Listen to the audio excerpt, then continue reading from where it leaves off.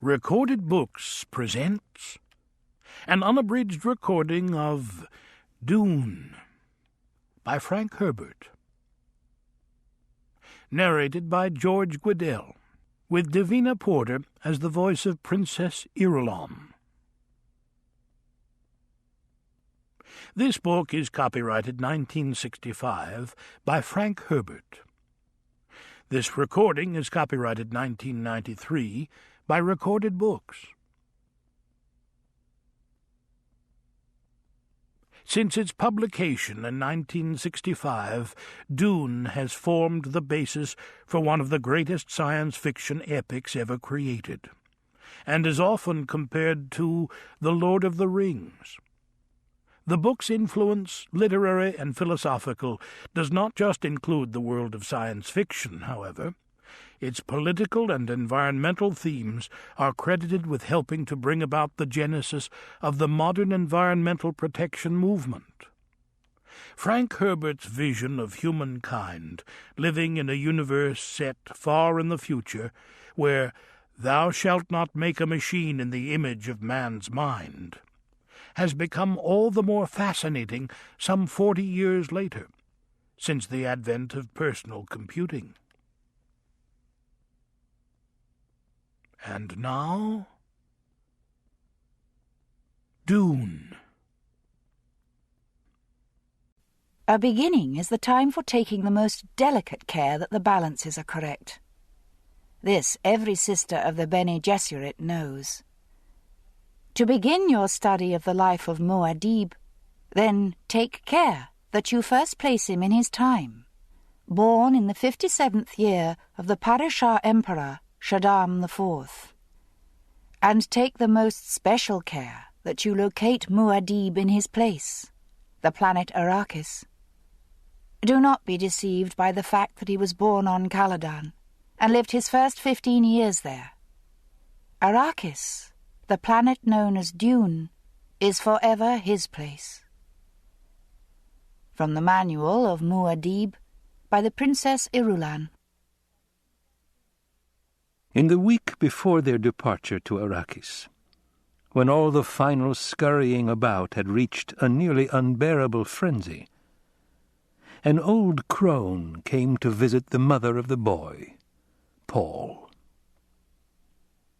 It was a warm night at Castle Caladan, and the ancient pile of stone that had served the Atreides family as home for 26 generations bore that cooled sweat feeling it acquired before a change in the weather. The old woman was let in by the side door, down the vaulted passage by Paul's room, and she was allowed a moment to peer in at him, where he lay in his bed. By the half-light of a suspensor lamp, dimmed and hanging near the floor, the awakened boy could see a bulky female shape at his door, standing one step ahead of his mother.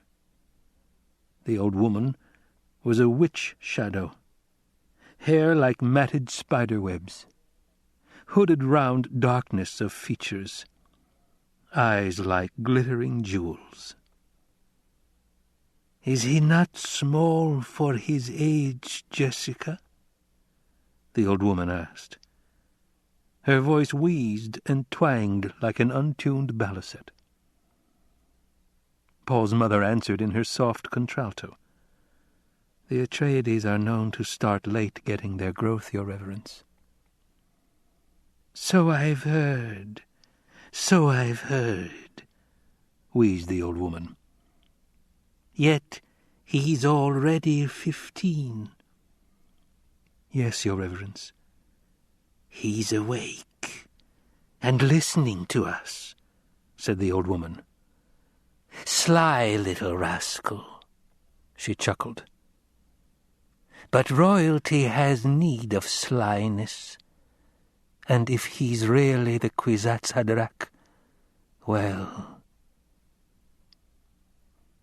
Within the shadows of his bed, Paul held his eyes open to mere slits. 2 bird-bright ovals, the eyes of the old woman, seemed to expand and glow as they stared into his. "Sleep well, you sly little rascal," said the old woman. "Tomorrow you'll need all your faculties to meet my Gom-Jabbar." And she was gone, pushing his mother out, closing the door with a solid thump. Paul lay awake, wondering, what's a Gom-Jabbar? In all the upset during this time of change, the old woman was the strangest thing he had seen. "Your Reverence." And the way she called his mother Jessica, like a common serving wench, instead of what she was, a Bene Gesserit lady, a duke's concubine and mother of the ducal heir. Is a Gom-Jabbar something of Arrakis I must know before we go there? He wondered. He mouthed her strange words, Gom-Jabbar, Kwisatz Haderach. There had been so many things to learn. Arrakis would be a place so different from Caladan that Paul's mind whirled with the new knowledge. Arrakis, Dune, desert planet. Thufir Hawat, his father's master of assassins, had explained it. Their mortal enemies, the Harkonnens, had been on Arrakis 80 years, holding the planet in quasi-fief under a Chom Company contract to mine the geriatric spice Melange. Now the Harkonnens were leaving to be replaced by the House of Atreides in fief complete, an apparent victory for the Duke Leto. Yet, Hawat had said, this appearance contained the deadliest peril, for the Duke Leto was popular among the great houses of the Landsraad. "A popular man arouses the jealousy of the powerful," Hawat had said. Arrakis, Dune, desert planet. Paul fell asleep to dream of an Arrakeen cavern, silent people all around him moving in the dim light of glow globes. It was solemn there and like a cathedral as he listened to a faint sound, the drip, drip, drip of water. Even while he remained in the dream, Paul knew he would remember it upon awakening. He always remembered the dreams that were predictions. The dream faded. Paul awoke to feel himself in the warmth of his bed, thinking. This world of Castle Caladan, without play or companions his own age, perhaps did not deserve sadness in farewell. Dr. Yui, his teacher, had hinted that the Falfreluce's class system was not rigidly guarded on Arrakis. The planet sheltered people who lived at the desert edge without Qaid or Bashar to command them. Will-o'-the-Sand people, called Fremen, marked down on no census of the imperial regate. Arrakis, Dune, desert planet. Paul sensed his own tensions, decided to practice one of the mind-body lessons his mother had taught him. 3 quick breaths triggered the responses. He fell into the floating awareness, focusing the consciousness, aortal dilation, avoiding the unfocused mechanism of consciousness, to be conscious by choice, blood enriched and swift flooding the overload regions. One does not obtain food safety freedom by instinct alone. Animal consciousness does not extend beyond the given moment, nor into the idea that its victims may become extinct. The animal destroys and does not produce. Animal pleasures remain close to sensation levels and avoid the perceptual. The human requires a background grid through which to see his universe. Focused consciousness by choice. This forms your grid, Bodily integrity follows nerve blood flow according to the deepest awareness of cell needs. All things, cells, beings, are impermanent. Strive for flow permanence within. Over and over and over, within Paul's floating awareness, the lesson rolled. When dawn touched Paul's windowsill with yellow light, he sensed it through closed eyelids, opened them, hearing then the renewed bustle and hurry in the castle, seeing the familiar patterned beams of his bedroom ceiling. The hall door opened, and his mother peered in, hair like shaded bronze held with black ribbon at the crown, her oval face emotionless, and green eyes staring solemnly. "You're awake," she said. "Did you sleep well?" "Yes."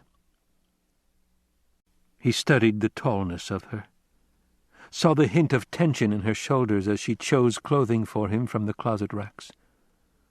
Another might have missed the tension, but she had trained him in the Bene Gesserit way, in the minutiae of observation. She turned, holding a semi-formal jacket for him. It carried the red Atreides hawk crest above the breast pocket. "Hurry and dress," she said. "Reverend Mother is waiting." "I dreamed of her once," Paul said. "Who is she?" "She was my teacher at the Bene Gesserit school. Now she's the Emperor's truth-sayer. And Paul—" She hesitated. "You must tell her about your dreams."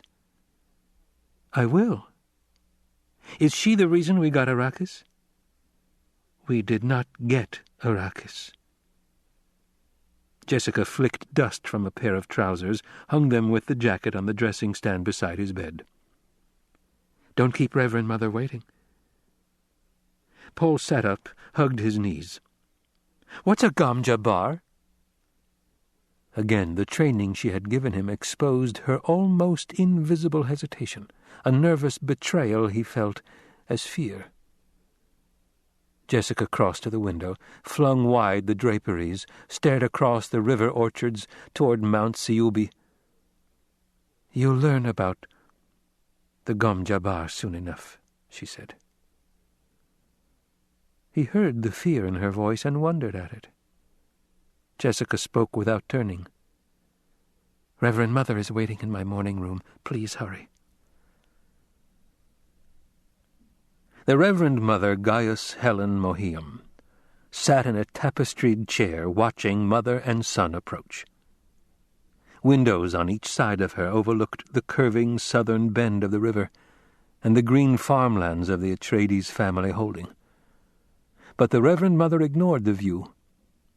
She was feeling her age this morning, more than a little petulant. She blamed it on space travel and association with that abominable spacing guild and its secretive ways. But here was a mission that required personal attention from a Bene Gesserit with the sight. Even the Padishah Emperor's truthsayer couldn't evade that responsibility when the duty call came. "Damn that Jessica," the Reverend Mother thought. "If only she'd borne us a girl as she was ordered to do." Jessica stopped 3 paces from the chair, dropped a small curtsy, a gentle flick of left hand along the line of her skirt. Paul gave the short bow his dancing master had taught, the one used when in doubt of another's station. The nuances of Paul's greeting were not lost on the Reverend Mother. She said, "He's a cautious one, Jessica." Jessica's hand went to Paul's shoulder, tightened there. For a heartbeat, fear pulsed through her palm. Then she had herself under control. "Thus he has been taught, Your Reverence." What does she fear? Paul wondered. The old woman studied Paul in one gestalten flicker. Face oval like Jessica's, but strong bones. Hair the Duke's black, but with brow line of the maternal grandfather who cannot be named. and that thin, disdainful nose, shape of directly staring green eyes, like the old Duke, the paternal grandfather who is dead.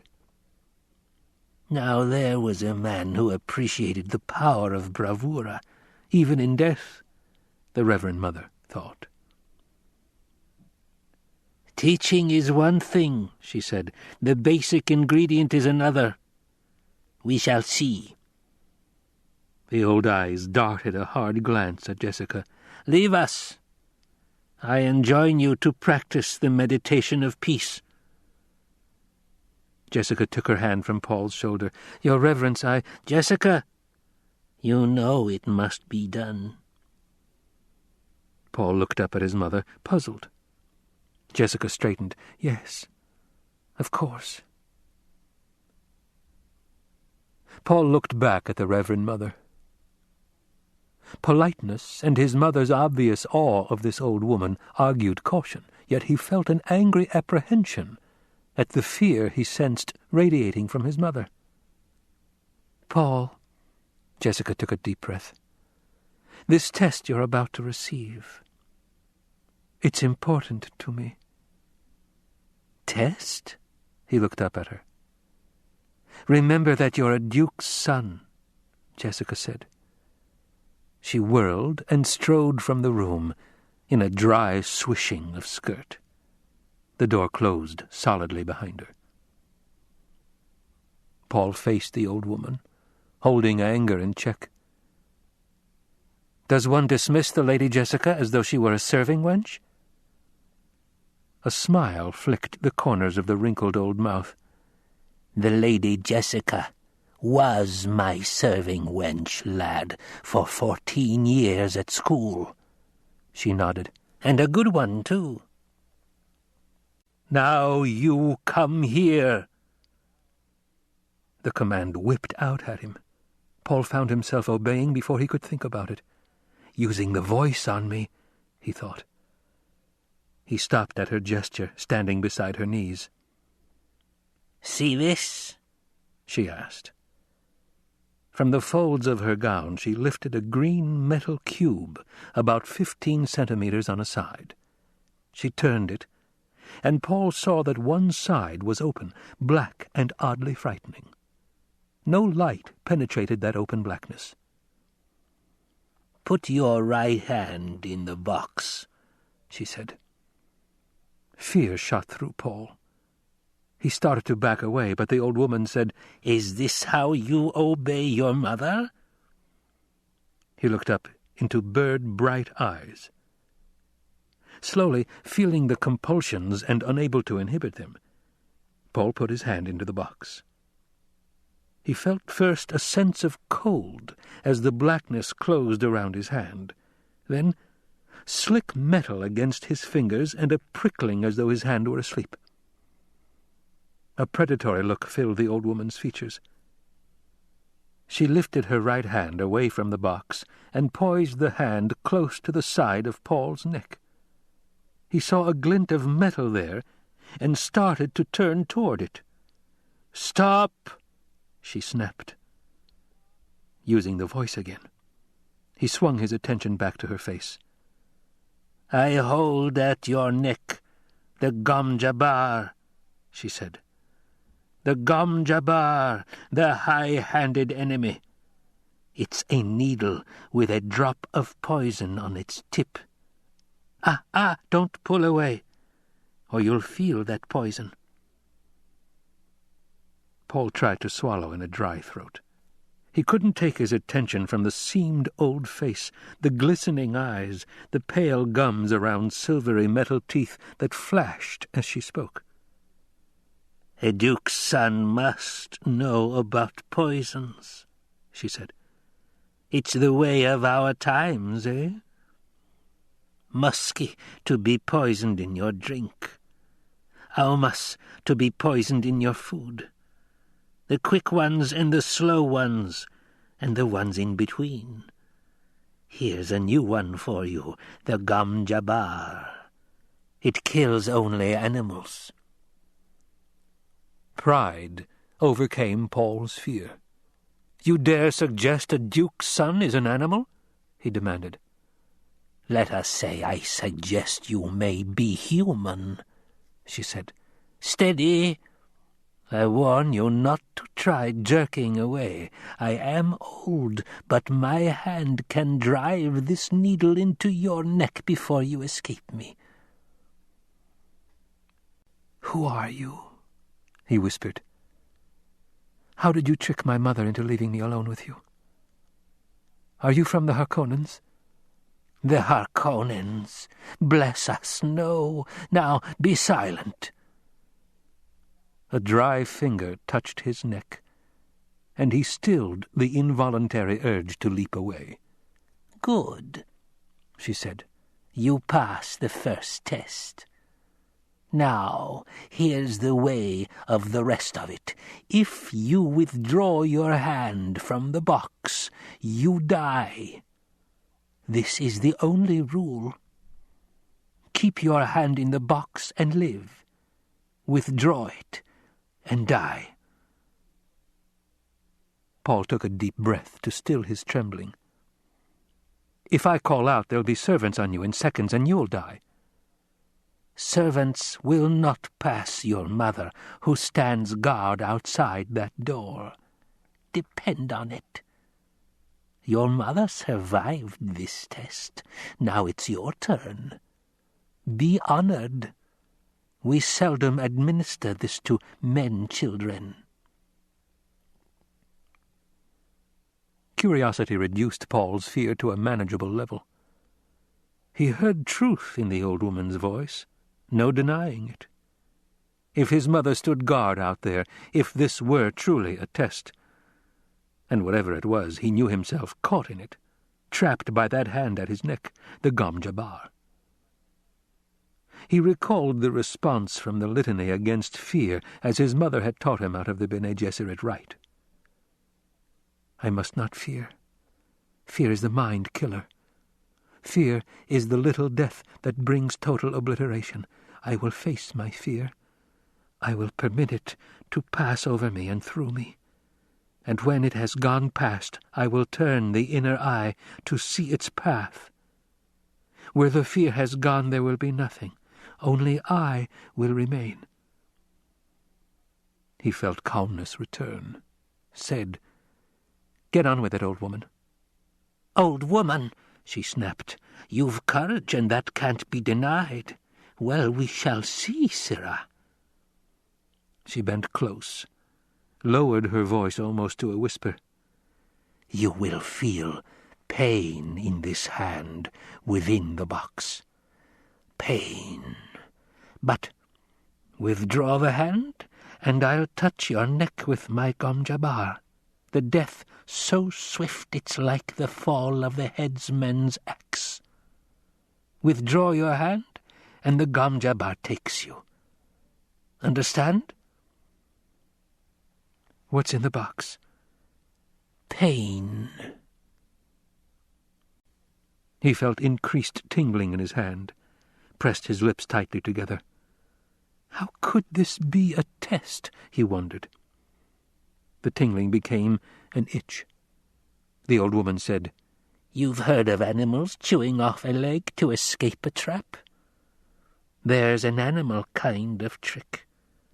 A human would remain in the trap, endure the pain, feigning death that he might kill the trapper and remove a threat to his kind." The itch became the faintest burning. "Why are you doing this?" he demanded. "To determine if you're human. Be silent." Paul clenched his left hand into a fist as the burning sensation increased in the other hand. It mounted slowly, heat upon heat upon heat upon heat. He felt the fingernails of his free hand biting the palm.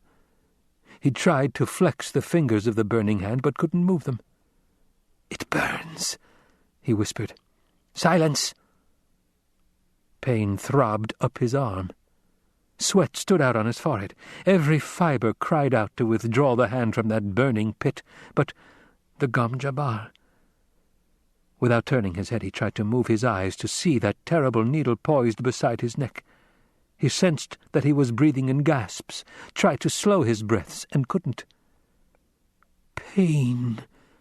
His world emptied of everything except that hand, immersed in agony, the ancient face inches away, staring at him. His lips were so dry, he had difficulty separating them. The burning. The burning. He thought he could feel skin curling black on that agonized hand, the flesh crisping and dropping away until only charred bones remained. It stopped. As though a switch had been turned off, the pain stopped. Paul felt his right arm trembling, felt sweat bathing his body. "Enough," the old woman muttered.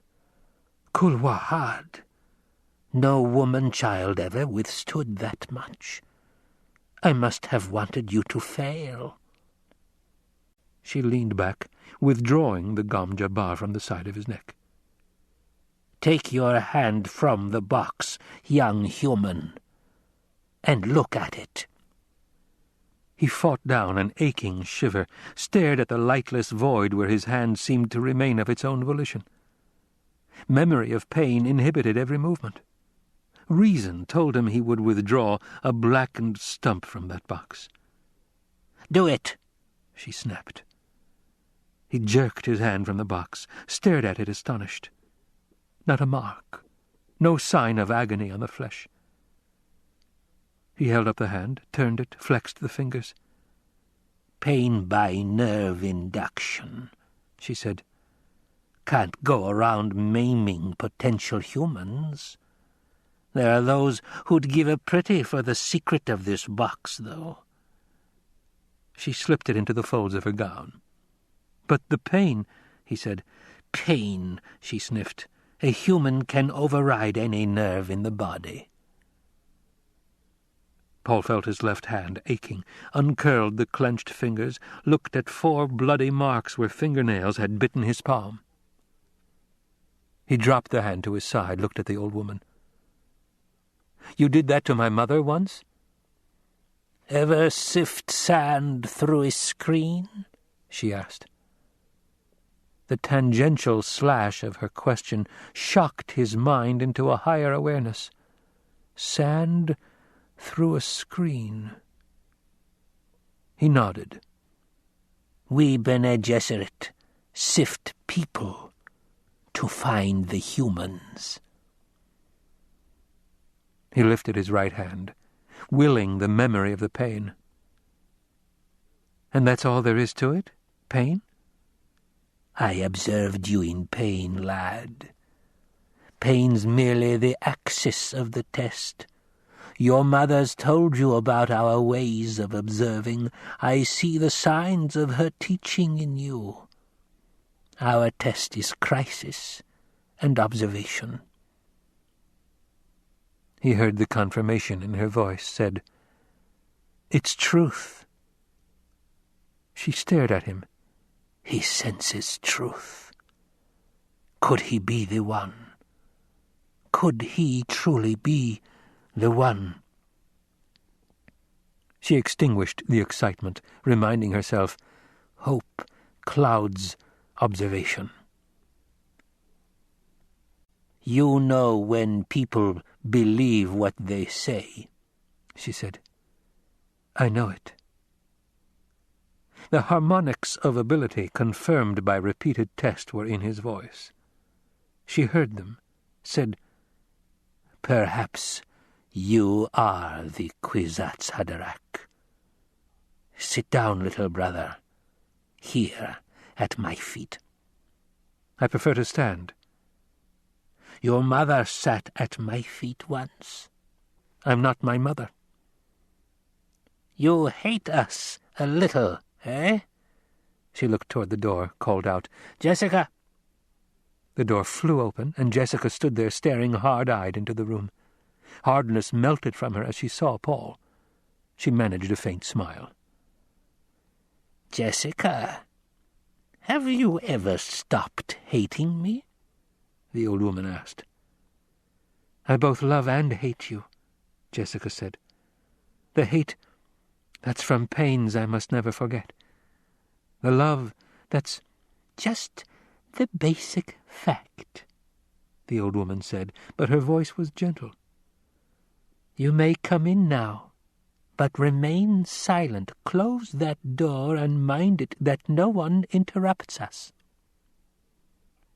Jessica stepped into the room, closed the door, and stood with her back to it.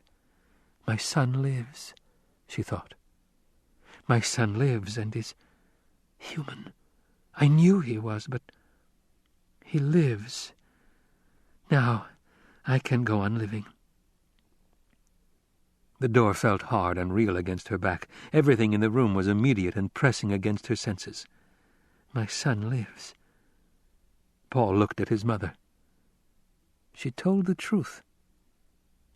He wanted to get away alone and think this experience through, but knew he couldn't leave until he was dismissed. The old woman had gained a power over him. They spoke truth. His mother had undergone this test. There must be terrible purpose in it. The pain and fear had been terrible. He understood terrible purposes. They drove against all odds. They were their own necessity. Paul felt that he had been infected with terrible purpose. He didn't know yet what the terrible purpose was.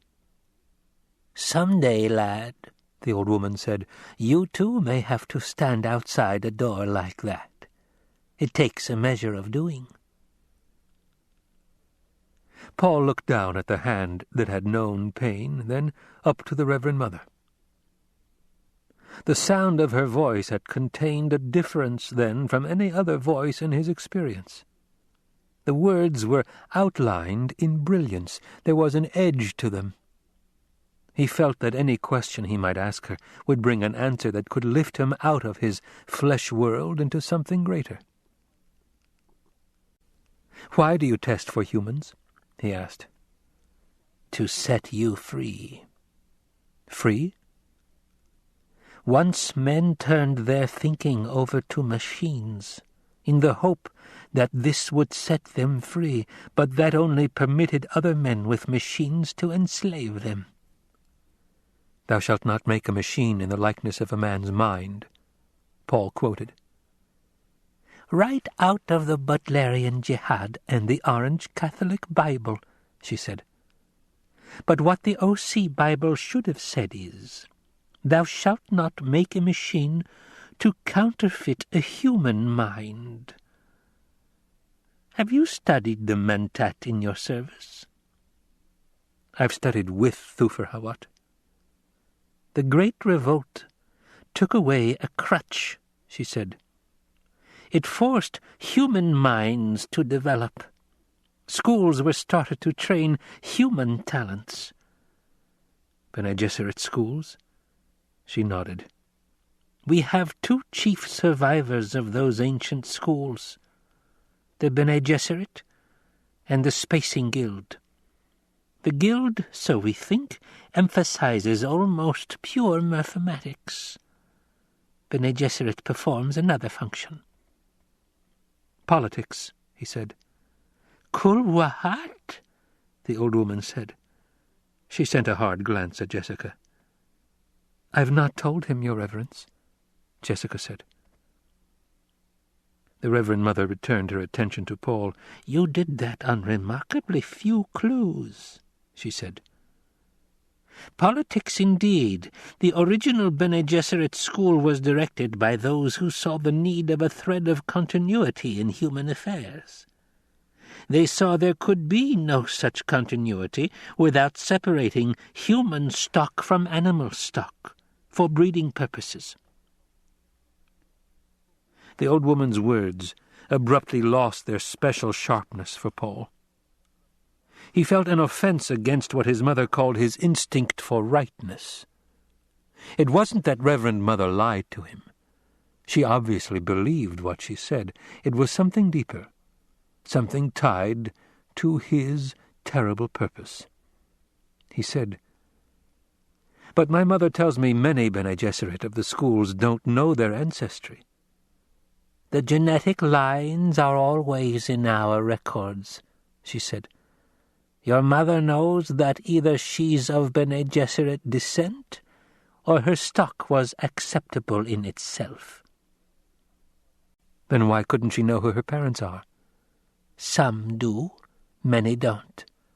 We might, for example, have wanted to breed her to a close relative to set up a dominant in some genetic trait.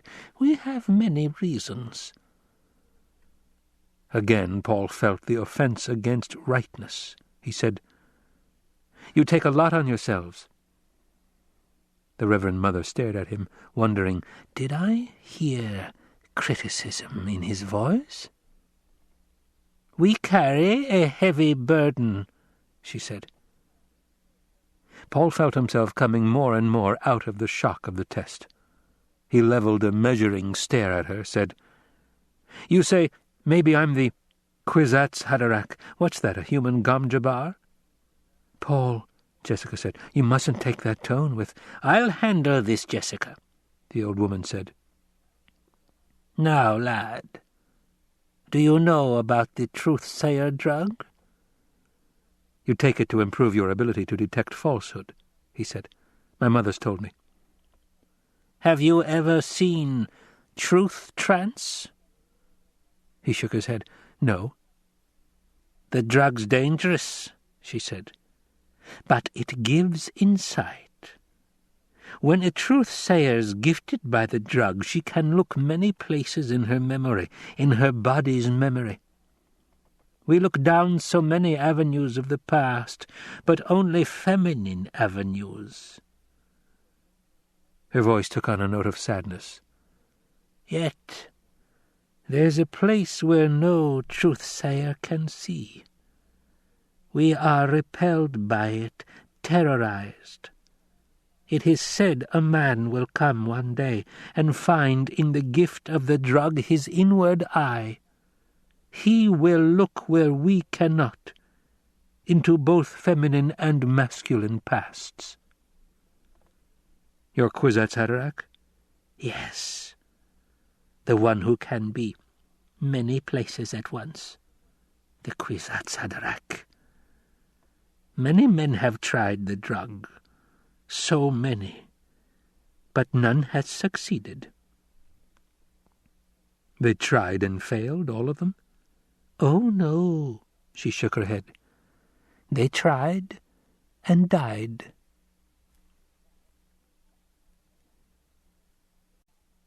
To attempt an understanding of Muad'Dib without understanding his mortal enemies, the Harkonnens, is to attempt seeing truth without knowing falsehood. It is the attempt to see the light without knowing darkness. It cannot be. From Manual of Muad'Dib by the Princess Irulan.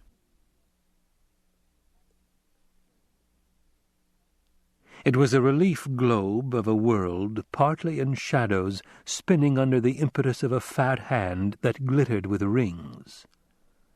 The globe sat on a free-form stand at one wall of a windowless room whose other walls presented a patchwork of multicolored scrolls, film books, tapes, and reels. Light glowed in the room from golden balls hanging in mobile suspensor fields. An ellipsoid desk with a top of jade-pink petrified lacquer wood stood at the center of the room. Veriform suspensor chairs ringed it, 2 of them occupied. In one sat a dark-haired youth of about 16 years, round of face and with sullen eyes. The other held a slender, short man with effeminate face. Both youth and man stared at the globe, and the man, half hidden in shadows, spinning it. A chuckle sounded beside the globe. A basso voice rumbled out of the chuckle, "There it is, Biter, the biggest man-trap in all history. And the Duke's headed into its jaws. Is it not a magnificent thing that I, the Baron Vladimir Harkonnen, do?" "Assuredly, Baron," said the man. His voice came out tenor with a sweet musical quality. The fat hand descended onto the globe, stopped the spinning. Now all eyes in the room could focus on the motionless surface and see that it was the kind of globe made for wealthy collectors or planetary governors of the Empire. It had the stamp of imperial handicraft about it. Latitude and longitude lines were laid in with hair-fine platinum wire. The polar caps were insets of finest cloud-milk diamonds. The fat hand moved, tracing details on the surface. "I invite you to observe," the basso voice rumbled. "Observe closely, Paiter, and you too, Feyd-Rautha, my darling. From 60 degrees north to 70 degrees south, these exquisite ripples. Their colouring, does it not remind you of sweet caramels? And nowhere do you see blue of lakes, or rivers, or seas, and these lovely polar caps so small. Could anyone mistake this place? Arrakis, truly unique, a superb setting for a unique victory." A smile touched Paiter's lips. "And to think, Baron, the Padishah Emperor believes he's given the Duke your spice planet. How poignant." "That's a nonsensical statement," the Baron rumbled. "You say this to confuse young Feyd-Rautha, but it is not necessary to confuse my nephew." The sullen-faced youth stirred in his chair, smoothed a wrinkle in the black leotards he wore. He sat upright as a discreet tapping sounded at the door in the wall behind him. Paiter unfolded from his chair, crossed to the door, cracked it wide enough to accept a message cylinder. He closed the door, unrolled the cylinder, and scanned it. A chuckle sounded from him. Another. "Well?" the Baron demanded. "The fool answered us, Baron." "Whenever did an Atreides refuse the opportunity for a gesture?" the Baron asked. "Well, what does he say?" "He's most uncouth, Baron. Addresses you as Harkonnen. No sire et cher cousin, no title, nothing." "It's a good name," the Baron growled, and his voice betrayed his impatience. "What does dear Leto say?" "He says, your offer of a meeting is refused. I have oft-times met your treachery, and this all men know." "And?" the Baron asked. "He says the art of Canley still has admirers in the Empire. He signs it, Duke Leto of Arrakis." Paiter began to laugh. "Of Arrakis? Oh my, this is almost too rich." "Be silent, Paiter," the Baron said, and the laughter stopped as though shut off with a switch. "Canley, is it?" the Baron asked. "Vendetta, eh? And he uses the nice old word so rich in tradition to be sure I know he means it." "You made the peace gesture," Paiter said. "The forms have been obeyed." "For a Mentat you talk too much, Paiter," the Baron said, and he thought, "I must do away with that one soon. He has almost outlived his usefulness." The Baron stared across the room at his Mentat assassin, seeing the feature about him that most people noticed first, the eyes, the shaded slits of blue within blue, the eyes without any white in them at all. A grin flashed across Paiter's face. It was like a mask grimace beneath those eyes like holes. "But, Baron, never has revenge been more beautiful. It is to see a plan of the most exquisite treachery, to make Leto exchange Caladan for Dune, and without alternative because the Emperor orders it. How waggish of you!" In a cold voice the Baron said, "You have a flux of the mouth, Paiter." "But I am happy, my Baron, whereas you are touched by jealousy." "Paiter!" "Aha, Baron, is it not regrettable you were unable to devise this delicious scheme by yourself?" "Some day I will have you strangled, Paiter." "Of a certain, Baron. Enfin." But a kind act is never lost, eh? Have you been chewing verite or semuta, Piter? Truth without fear surprises the Baron, Piter said. His face drew down into a caricature of a frowning mask. Ah, ha! But you see, Baron, I know as a mentat when you will send the executioner. You will hold back just so long as I am useful.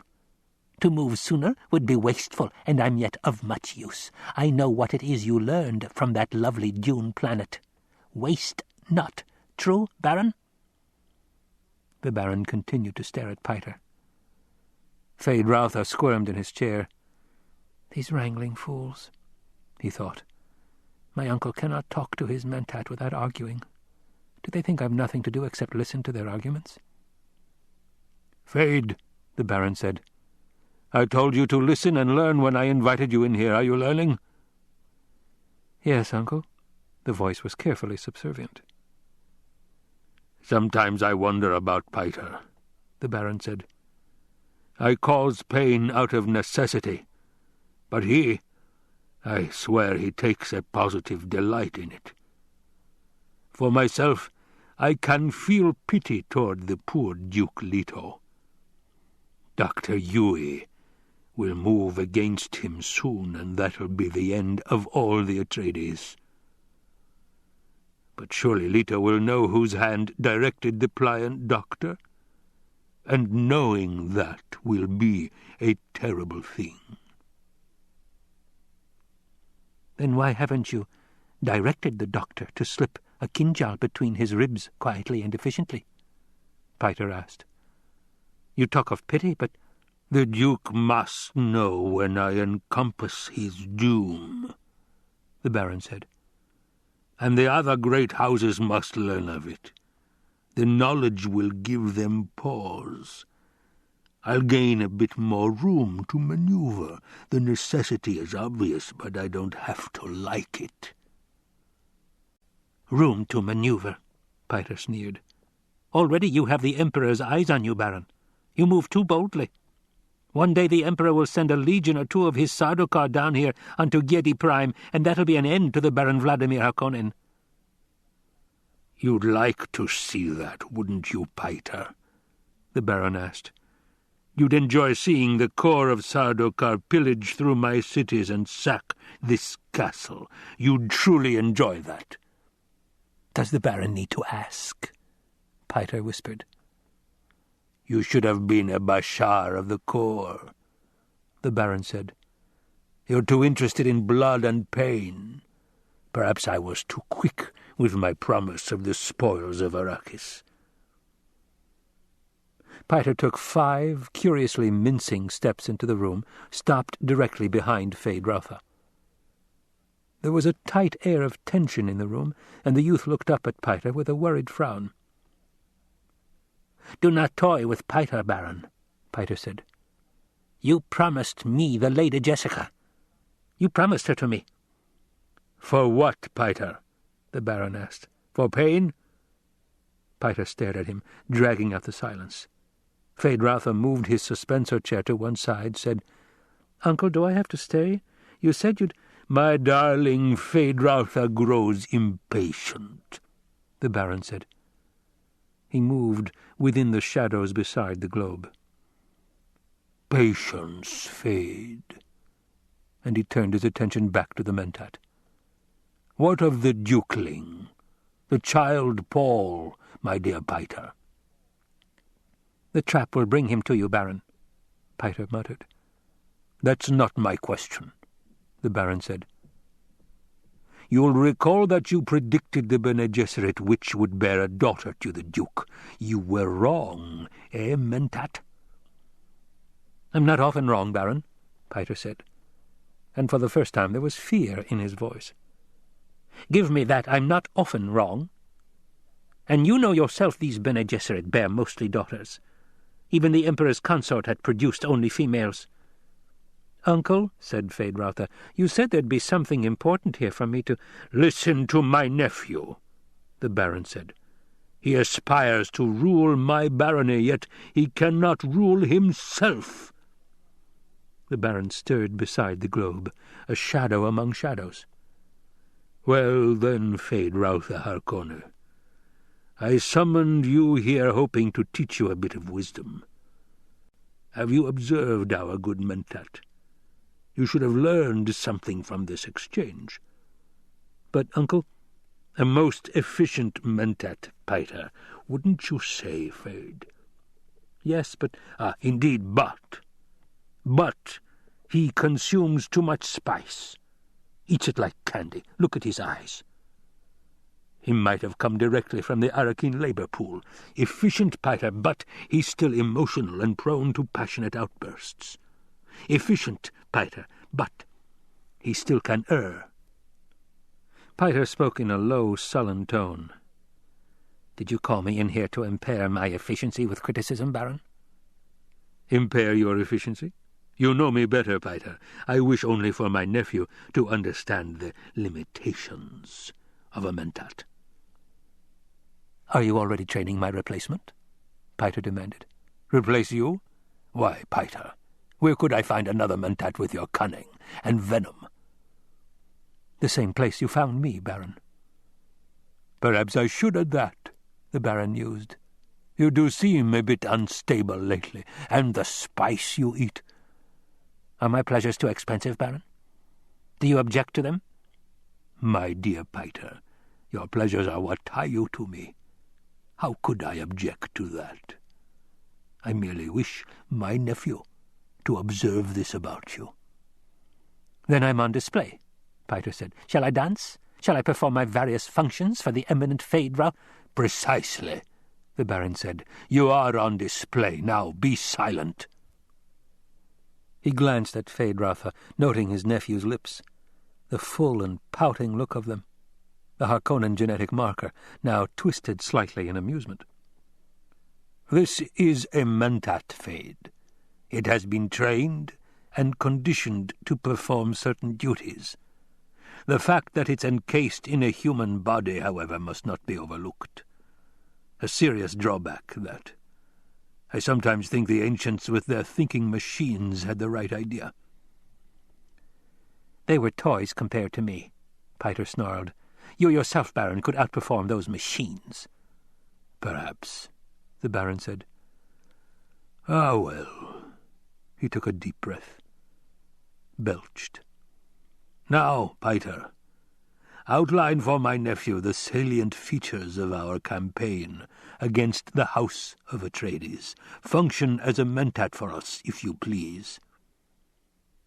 "Baron, I've warned you not to trust one so young with this information. My observations of—" "I'll be the judge of this," the Baron said. "I give you an order, Mentat. Perform one of your various functions." "So be it," Pater said. He straightened, assuming an odd attitude of dignity, as though it were another mask, but this time clothing his entire body. "In a few days' standard, the entire household of the Duke Leto will embark on a Spacing Guild liner for Arrakis. The Guild will deposit them at the city of Arrakeen rather than at our city of Carthag.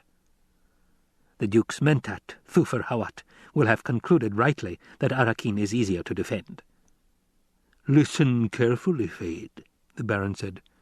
"Observe the plans within plans within plans." Feyd-Rautha nodded, thinking, "This is more like it. The old monster is letting me in on secret things at last. He must really mean for me to be his heir." "There are several tangential possibilities," Pater said. "I indicate that House Atreides will go to Arrakis.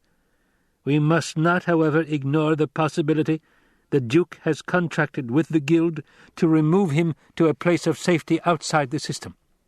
Others in like circumstances have become renegade houses, taking family atomics and shields and fleeing beyond the Imperium."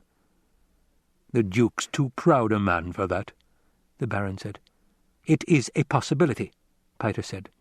"The ultimate effect for us would be the same, however." "No, it would not," the Baron growled.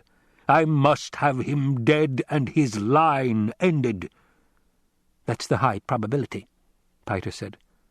"There are certain preparations that indicate when a house is going renegade. The Duke appears to be doing none of these things. "So," the Baron sighed, "get on with it, Piter."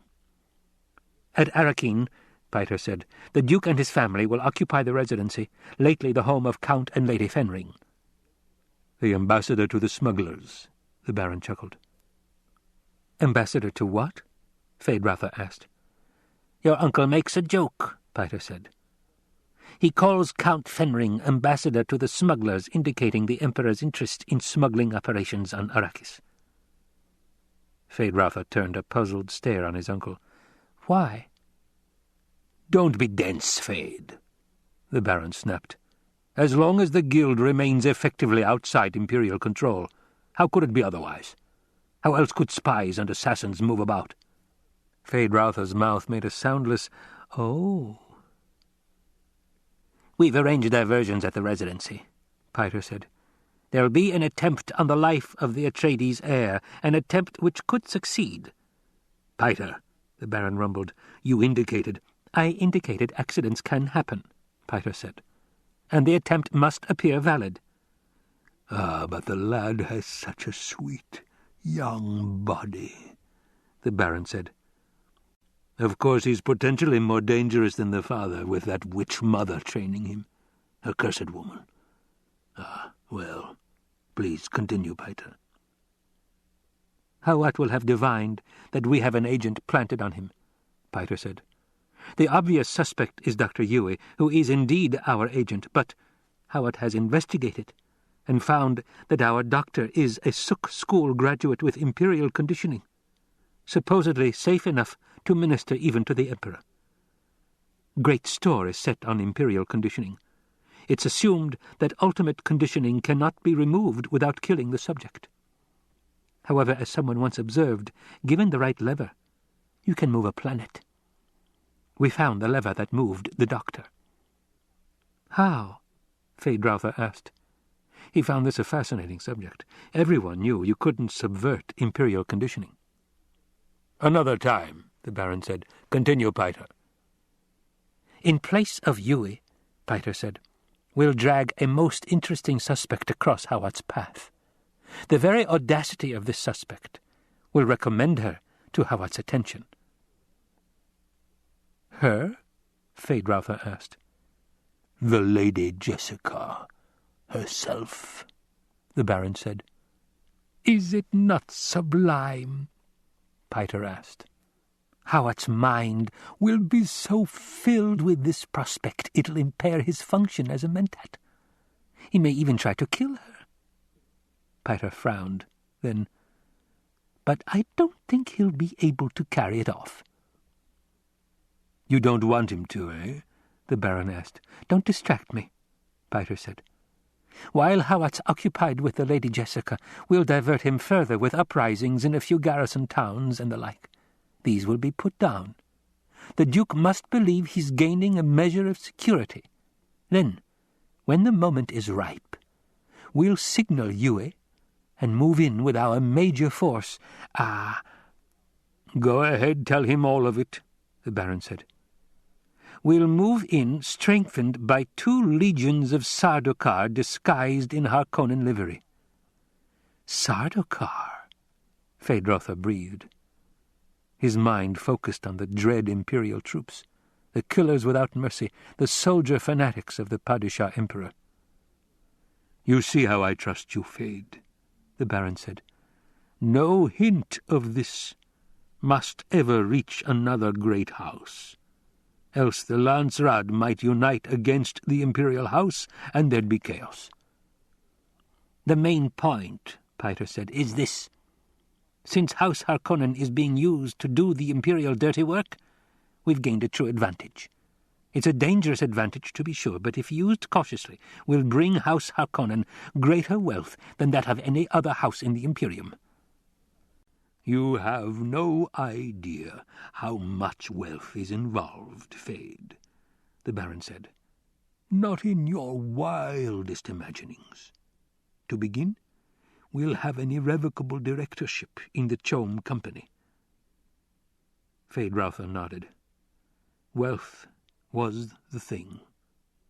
Chom was the key to wealth, each noble house dipping from the company's coffers whatever it could under the power of the directorships. Those Chom directorships, they were the real evidence of political power in the Imperium. Passing